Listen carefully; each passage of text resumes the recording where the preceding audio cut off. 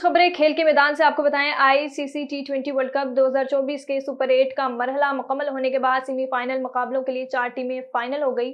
तफसीलात के मुताबिक ग्रुप 1 में से भारत और अफगानिस्तान की टीमों ने सेमीफाइनल को लिए क्वालिफाई किया है, जबकि ग्रुप 2 में जनूबी अफ्रीका और इंग्लैंड की टीमें सेमीफाइनल में पहुंची हैं। पहला सेमीफाइनल जनूबी अफ्रीका और अफगानिस्तान के दरमियान कल 27 जून को सुबह 5:30 बजे खेला जाएगा। दूसरा सेमीफाइनल में भारत और इंग्लैंड भी कल रात 7:30 बजे आमने सामने होंगे।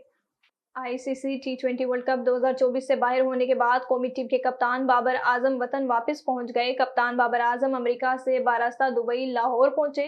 टी20 वर्ल्ड कप में पाकिस्तानी टीम के बाहर होने पर बाबर आजम ने कुछ रोज अमेरिका में ही कयाम का फैसला किया था। जराये के मुताबिक बाबर आजम आइंदा चंद रोज में चेयरमैन पीसीबी मोहसिन नकवी से मुलाकात करके टीम की वर्ल्ड कप में कारकर्दगी से आगाह करेंगे।